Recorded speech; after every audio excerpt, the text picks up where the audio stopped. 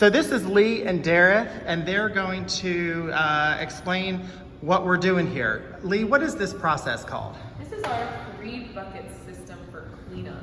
When I come over from my pottery wheel and I'm done at the end of class, I'll take my bucket, which will be full at this time of dirty, slippy water. I'll probably take my tools over to this as well. This first bucket is meant exclusively for our clay scraps, clay slop. Anything that's covered in clay needs to be dumped into this bucket. It has this screen to catch really large pieces of clay in case they're hiding at the bottom of your bucket, or in case you forgot that your metal rib is in there or something like that. But I'll come over here and I will dump the contents of my bucket into this clay. And if you take the screen off, you'll notice that this bucket is mostly full of clay. That layer about 3 or 4 inches underneath this water is completely clay slop that has separated out from the water.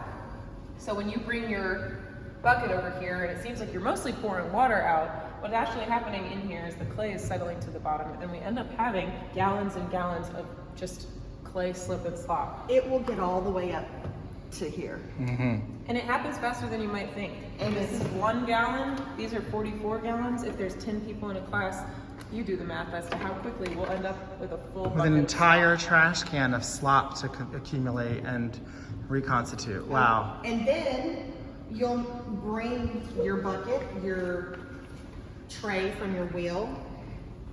And this is supposed to be where you just clean and you scrub in here so that any extra clay bits fall down. And let's see how much clay is accumulated just from doing that. Still a lot, not quite as much as bucket number 1, but there's still a lot of excess clay that gets in there. Wow. And this is just from having 2 classes with 1 4-week mini course. And then in bucket number 3, it's all water. It is your final rinse where you just dip it in. But yet, there's always a little bit of something that has to accumulate, and then that also has to be recycled as well. So what do we do with these 3 cans of slop? Can't we just take them outside? Well, they're outside. Where's outside? Oh. What's happening across the street? Nope, I guess we can't take them outside.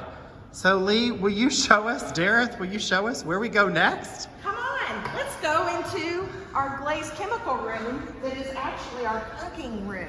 Oh, wow, okay. So if I'm making pottery and I've got all kinds of scrap clay, do I just throw them directly in that bucket? Where do I put them? Don't. No, where should I put those? We have buckets for trimmed scrap, and that's truly what needs to go in there, such as these. We have several buckets of scraps. Oh, wow. But this flopped pot right here, couldn't that have just been like wedged back up? Oh, why would a please. student just let that dry out?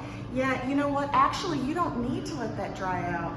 This is one way to keep using your clay. If your pot flops from the wheel, you need to take it and set it out so that it can dry and pop it back in your bag. We'll show you what we mean. That's right. Golly, a lot of that could have been saved and salvaged and reused directly by the student without coming in here and having all of this accumulation that takes so much time to reconstitute. Okay, we need to learn that too.